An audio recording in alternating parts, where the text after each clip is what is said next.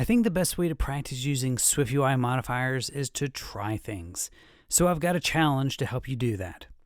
In the starter project, you'll find challenge 1 and challenge 2.swift files with a bit of code already included.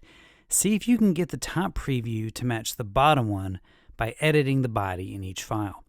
You'll need to explore the library to find some new modifiers.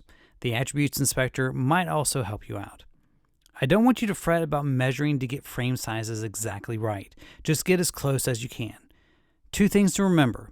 The order of modifiers matters, and a VStack is also a view that you can modify. Okay, pause the video, give it a try, and then meet me back here to go through it. Have fun!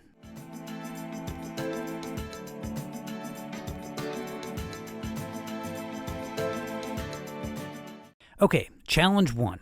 I've got a giant monster here, and I need to turn it into this more reasonably sized monster. This is an image, so I'll start by making it resizable. I know I have to do that first, because it's specific to the image type. And then I could specify a frame size, and if you did that, that's fine. But there is another pair of modifiers that let you scale an image to either fill up or fit within their parent. Next, there is this green outline or border around the image. I'll look that one up in the library. There is a border modifier, so I'll add that. And then change the color to green and the width to 5. There's also a sort of drop shadow going on here behind the monster. If you search for a shadow in the library, you'd find this modifier.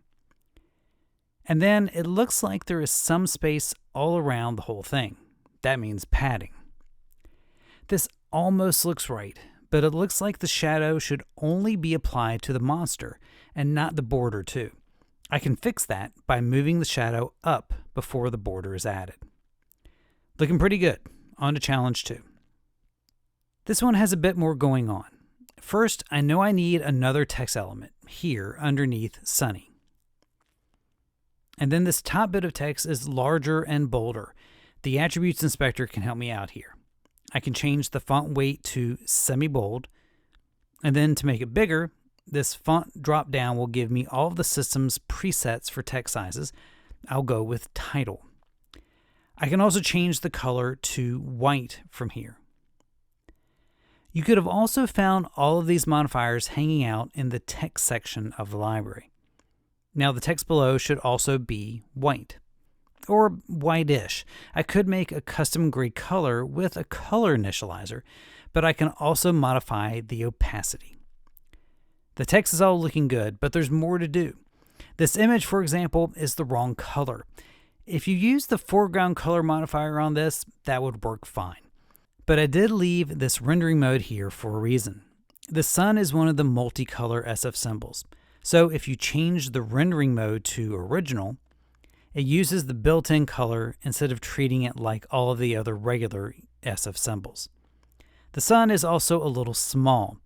Rendering mode returns an image, so I can use resizable right after it.